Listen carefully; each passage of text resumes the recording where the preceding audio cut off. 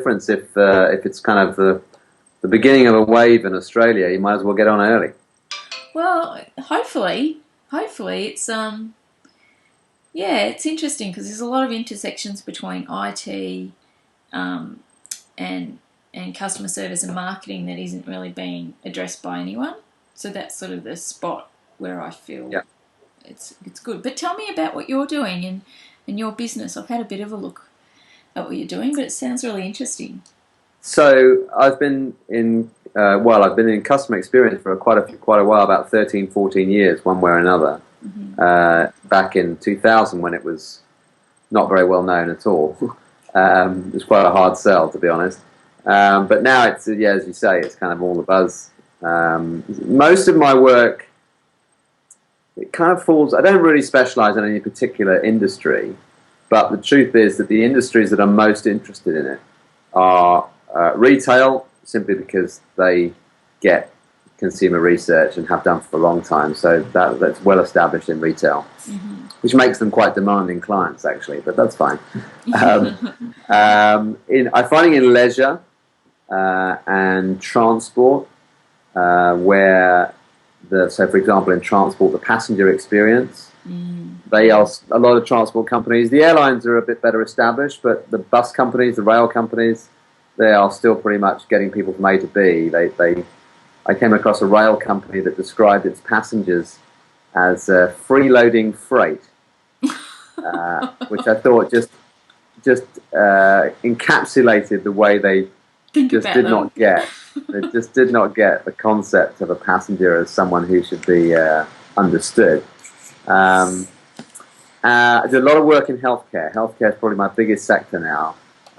Patient centricity is huge across the globe, and here in the UK it's becoming a really big issue, politically as well as from a healthcare perspective. So I do quite a lot of work with drug companies and with our own state healthcare system, the NHS, but also a lot with small businesses, startups who want to build customer experience into their proposition from the ground up.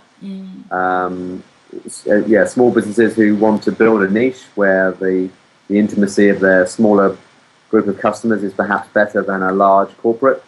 So it kind of crops up all over the place. And for me, the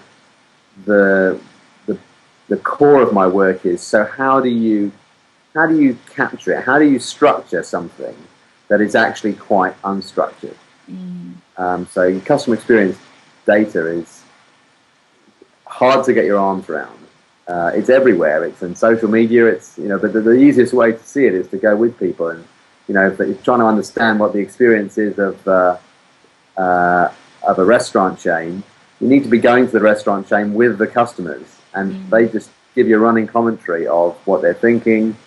And I particularly like that approach because when you come back and talk to them afterwards, the difference between what they say they did and what they actually did can be quite different, which does highlight the need for, I think, a more ethnographic approach, because what goes on in the subconscious of customers is not always what they realise is going on. So, so it's a whole load of different data sets that need to be kind of integrated together, and you end up with something that represents what the customer wants. So you've sort of gone through some of the segments that you're looking after, and I guess what I'm taking from what you said is that the research that you do is a little bit more hands-on, following what the customer's experience actually is. Because a lot of the, I guess, thought leaders that I've spoken to in service design seem to be mapping that out with a group of people, but it seems largely still assumption-based. It's taking the best guess. And I asked a few of them, well, why don't you actually get the customer in that customer experience mapping exercise? And they sort of had said to me, well, that's the next step, or we're doing that. Yeah, that's something we're thinking about. Right. But what I'm hearing from you is, there's nothing like the first-hand data to shape. There isn't. And one of the things I really dislike about some of the leading service design thinkers who have some fantastic methodology, which I'm very impressed with. Yeah. But the thing I don't like about it is it's usually done in a artificial or a sterile environment. So even when they are doing things like user design for a website, and they get the users in, they sit them down in front of a screen, it's usually in a user lab where they can track everything, and it's completely artificial. Whereas when I do, for example, watching people shop online to buy stuff for their home or their family or whatever, and I do it in their house, on their machine, and you see how when in the real world they're about to buy something, when the dog runs into the room or the baby starts crying or just an email appears and they get distracted, because that's the real world, and that should be built into the user experience. But in service design companies, they don't do that. Ethnographic approach is a very limited, almost an afterthought. And my view is that it should be the other way around. The vast majority of it should be the user experience with all the overlapping other stuff that goes on in their lives. You see this in healthcare. Is a great example.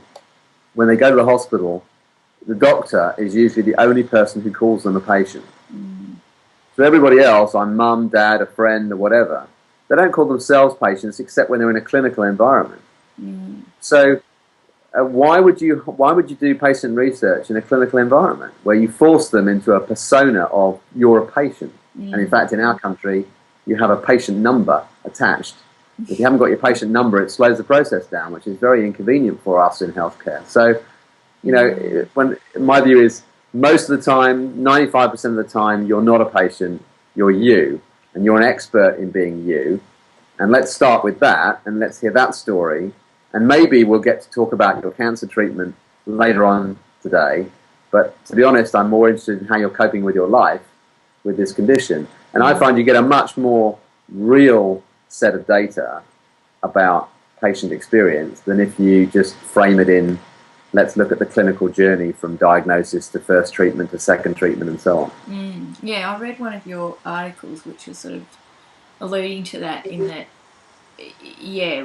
the real data as opposed to what could be happening in the real environment. So I appreciate that. How much do you think your work in being good at what you do comes from, insight or empathy, or is it just observation? Like, do you need a bit of both?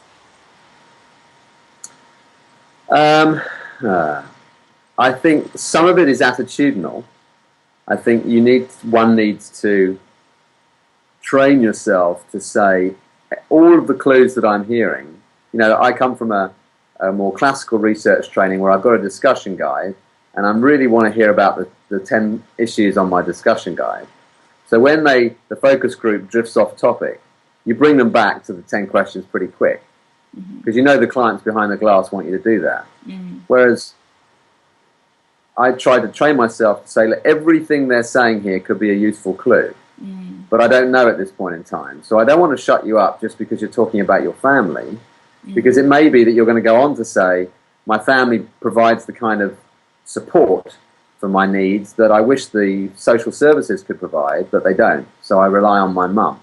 And that clue can give you some really useful stuff, but you didn't know they were going to say that. So if you shut them up as soon as they start to drift off topic. So I think one of the things is an attitudinal concept for yourself to say, don't force them into a preconceived set of topics that I think is what the issue is all about. Let's focus on them. That's one thing, but I did need some training for that. I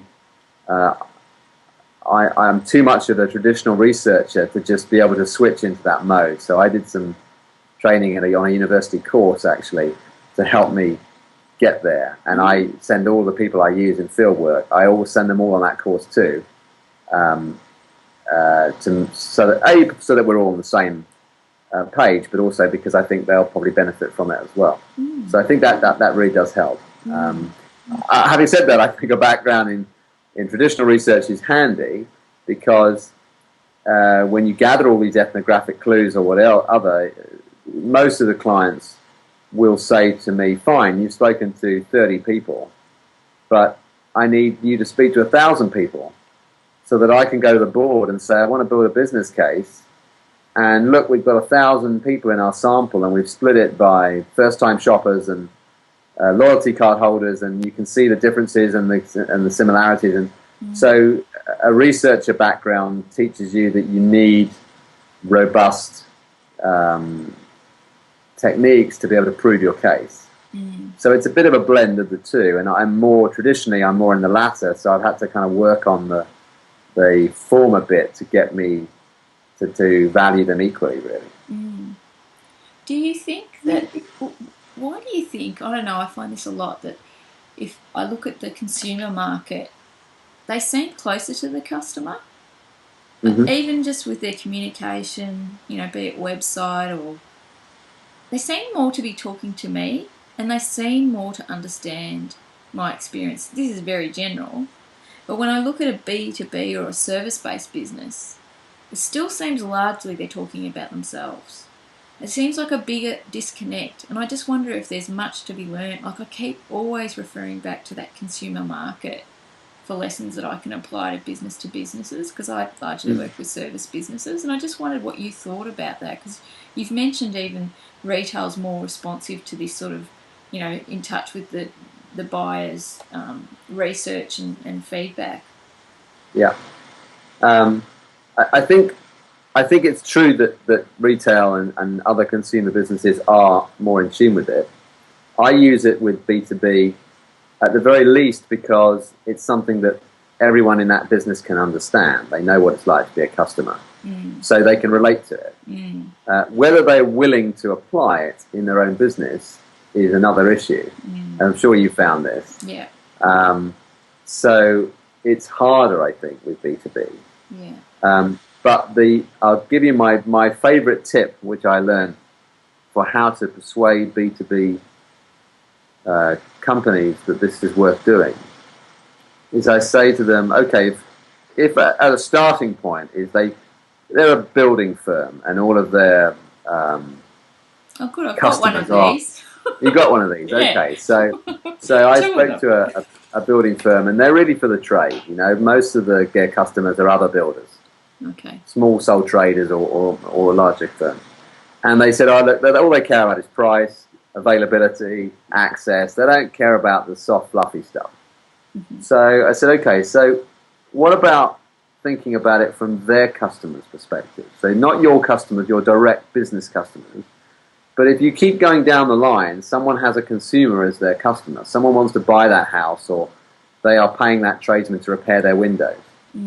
If you can give them insight into what their customers value, that can help you improve your business proposition to win more business. And all of a sudden they're thinking, oh yeah, I'd love to win more market share.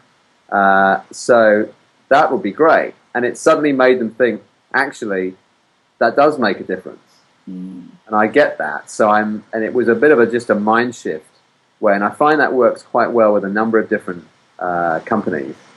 That you need to maybe take them one or two levels down the chain to get to the point where their customers, who they would love to think they give great customer service to, to what degree are they understanding that? And then you can work back to, okay, so let's think about businesses. Yeah, make it real for them. That works quite well. Oh, that's a good one to know. How do you see, and you had this in one of the articles I was reading, all the different channels, well, two questions really, all the different channels that we now have as customers to navigate this journey in terms of, I feel like I've got a lot of information if I want to go and buy a car, and probably more than the person in the sale yard,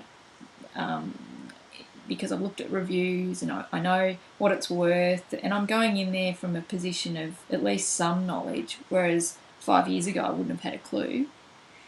How does that change the journey in terms of my position as a customer in the world that we're in now? That's one question. And the other question I've got is the use of, and you had some of this research in the use of different groups of personas born at different times. So, for example, a Generation X experiences to my mum's experience. And I think I read somewhere in one of the reports, Forrester, I think it was, that in 2025, 70% of the population that are employed are going to be this Gen X. So I'm just wondering about that big demographic landscape as well. So one is the world that we're living in, I guess, and the demographics behind that changing it. Is there any of that that can be applied just generally, or do you always have to bring it back to that one individual? Well, a few things on that, I guess. One is on the channels and the much greater availability of insight and data for customers than they ever used to have, like buying a car. Quite common now where the customer knows just as much as the salesman about the car because he's done his homework. So I think that does change the customer experience from I'm here to buy a car and this guy's here to sell me a car. I think it changes it to, certainly from a sales perspective, he should become more of a guide, more suitability, more inside track. And it's there simply to help, whereas not to persuade. It's simply to provide options. It's more like, the way I try and think of it is more like a concierge at a hotel. He doesn't sell you stuff, but he's got tons of knowledge, and a lot of his knowledge is local stuff that it's very hard to know unless you really live and work around this hotel. But you kind of trust him because he's got no particular reason, you'd hope, for sending you to one place or another. And so I think that changes the relationship between buyer and seller. And I think you see that online with user reviews and a whole raft of other data. So I think that is only going to increase to the point at which you should encourage people to make their own decision, but you just give them the best data available. As far as the demographic question you raised, which is a really good point, and it's a tough one because there's some generic data out there which shows at a population basis that, yes, older people are getting more online than ever before, and so, let's give them online propositions. But when you talk to small cohorts of people, you can find some very online savvy people, and you can find some people who don't own a computer and refuse to own a computer. So I think it's dangerous to run too much with generic assumptions about generations. But having said that, there are some things that are more at the younger end than the older end. I think the younger generations are much more consistent in the characteristics of their generation than the older ones are. The older ones, some are going to run with the new stuff and some are going to stay in their old ways. But for a young person today to turn their back on the digital world is extremely difficult and socially quite limiting. So it's much more consistent at the younger end. And certainly you see today's crowd of graduate trainees. I look at the graduates coming into big corporates now, those lucky enough to get a job. And they are much more savvy in terms of social relationships, how to build networks, wanting to learn, genuinely wanting to learn rather than necessarily wanting to get on in my job. Actually genuinely enjoy the learning dynamic. And indeed learning with others rather than just necessarily learning for myself. And that sort of stuff I think is pretty consistent across nations and across different types of that generation. Even the less well-educated ones still have mobile phones. They still love Facebook. No matter how much money you have or how little money you have, you can still get to learn to love that stuff. They still play games, video games. And so I think that side of thing is very dangerous for a brand to ignore today from a customer experience point of view. So I tend to have more faith in the generic stuff at the younger end, whereas the older ones, I want to know specific cohorts for that brand. That makes sense. Do you think, and we sort of spoke about this at the start, but do you think that, I've read a lot about this is the age of the customer, and, we feel this groundswell around customer experience.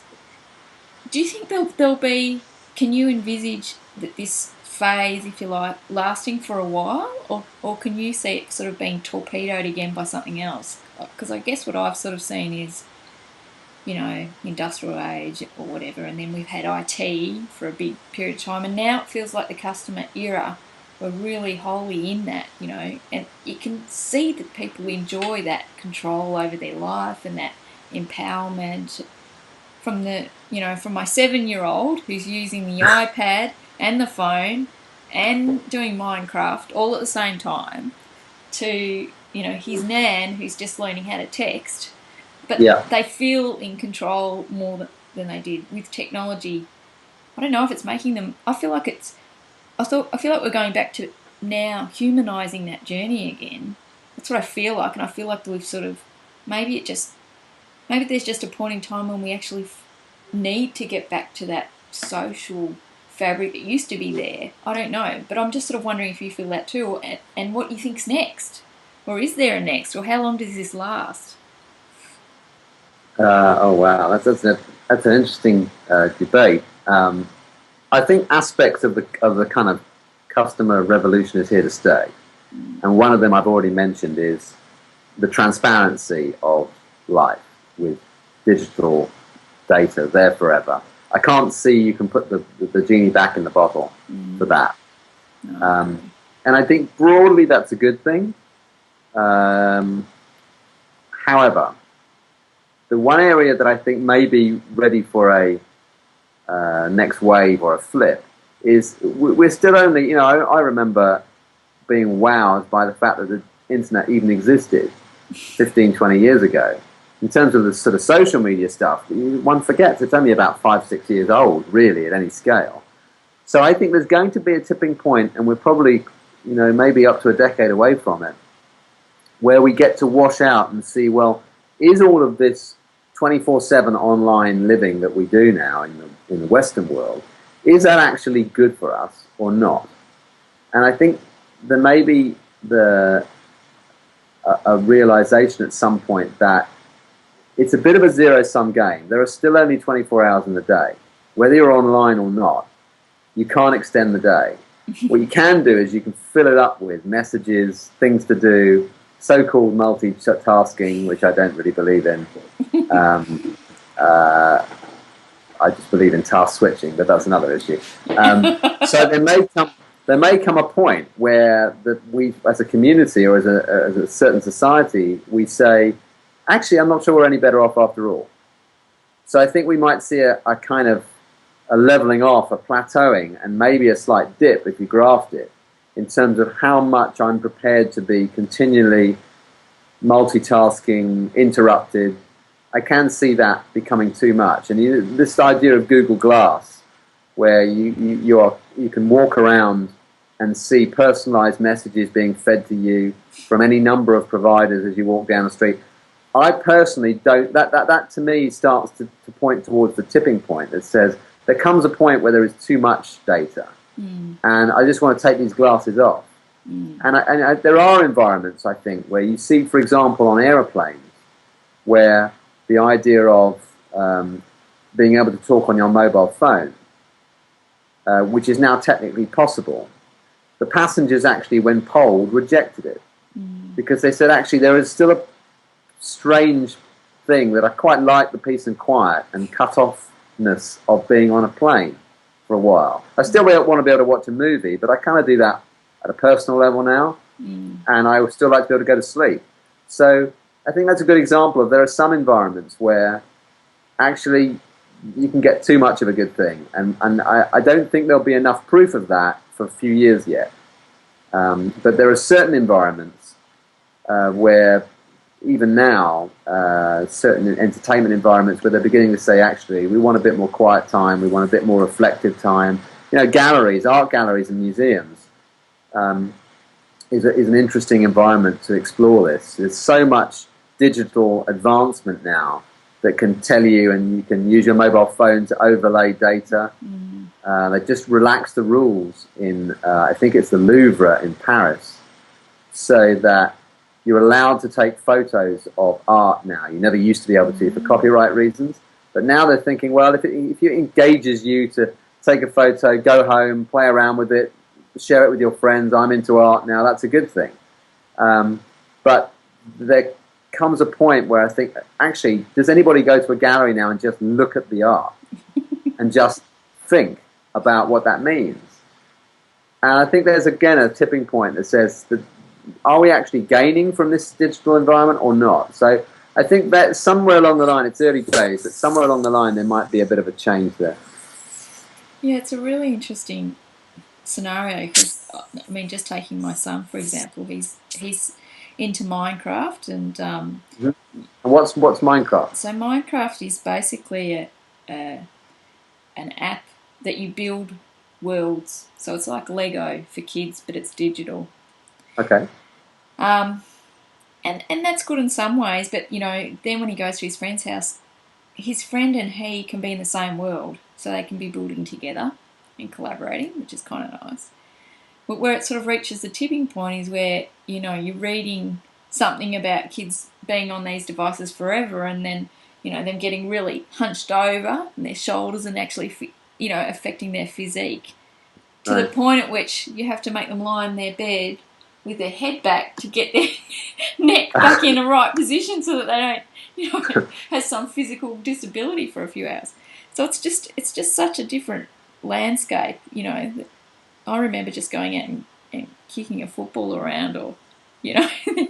we're making fun of it.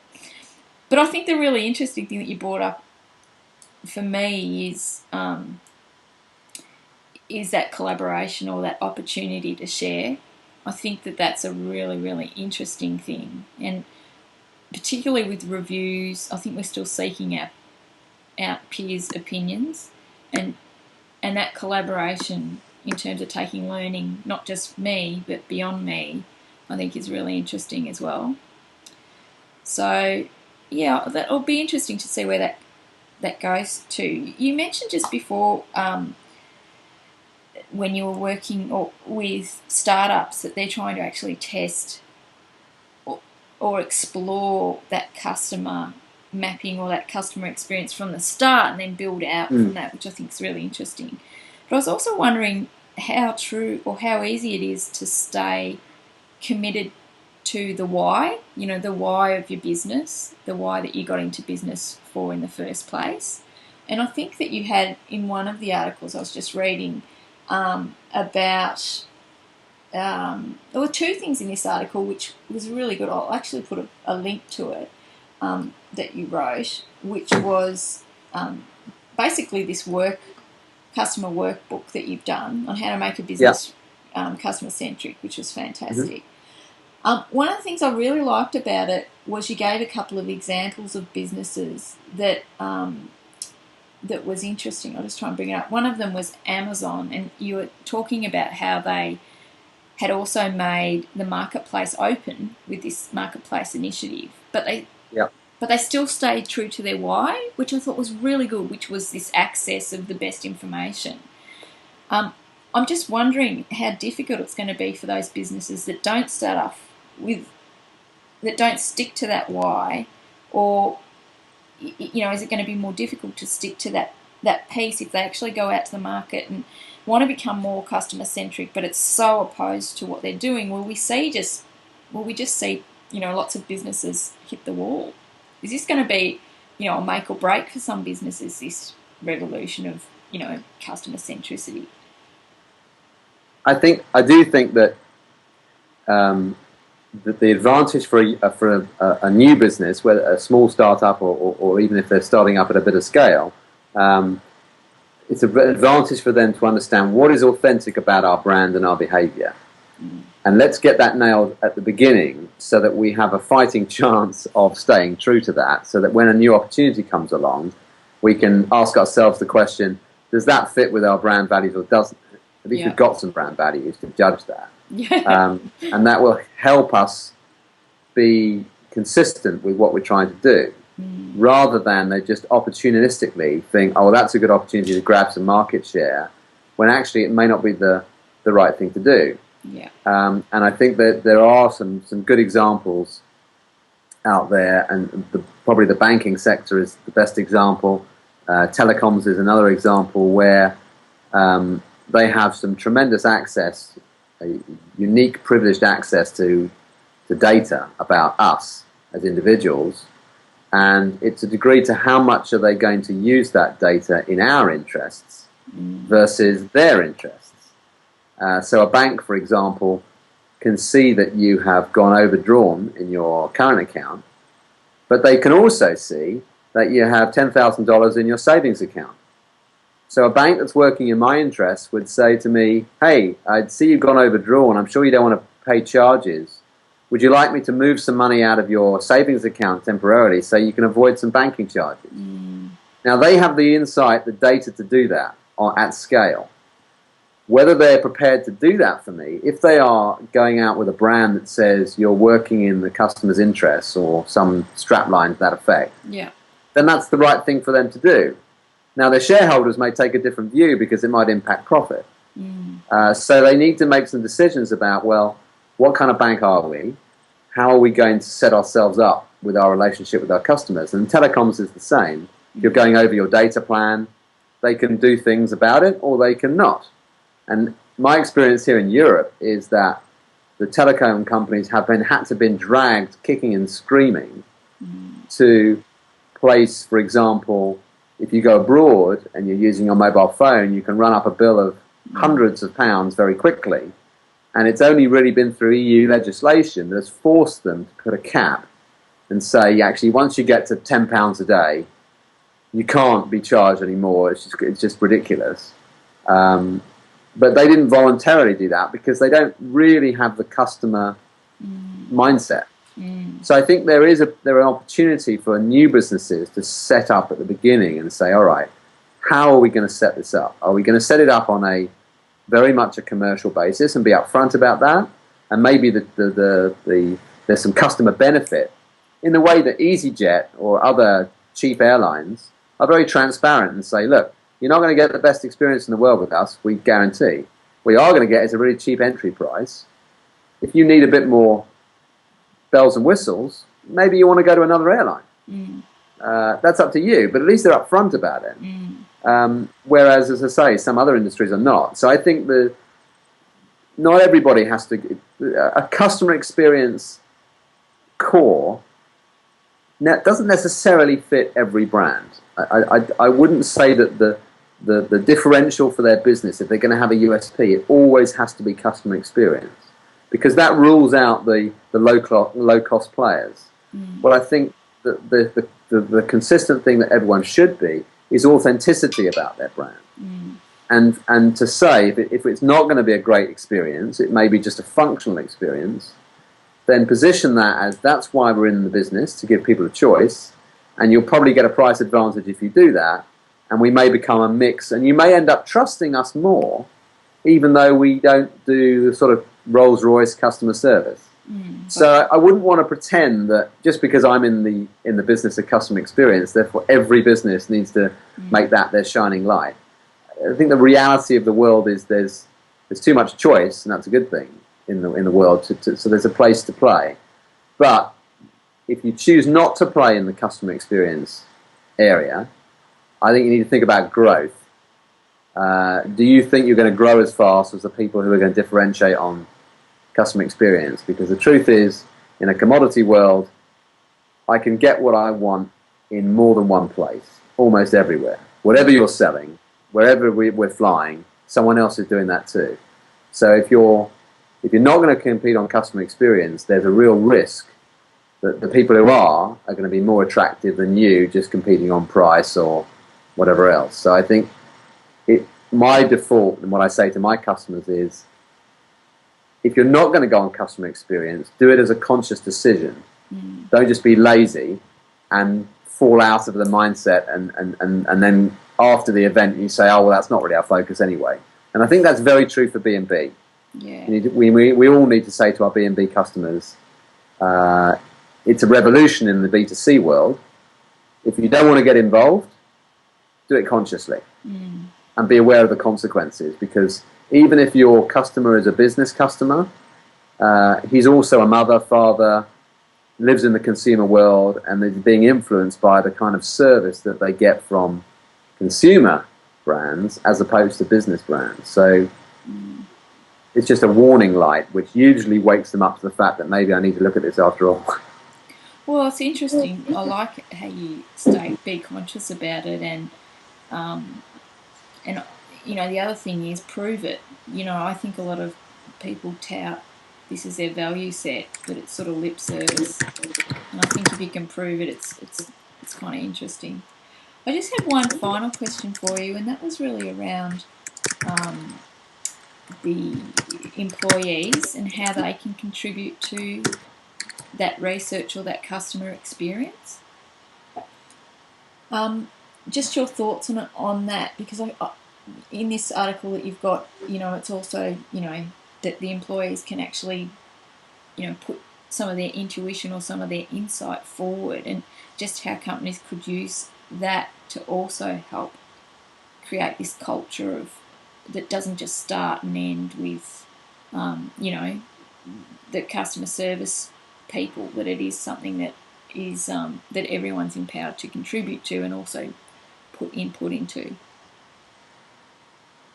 Yeah, that's and here I'm going to say that I think the service design people do a good job here, because if they're working on a service design for what's the best way to, how do we handle complaints coming into the contact center, the call center, for an issue for a mobile phone company or something. The service design people will look at all aspects of a business when that call comes in. So, okay, there's the people who answer the phone, and they're the people that traditionally are invited to co-create some kind of improvement, solution, whatever, and that makes complete sense. Mm-hmm. But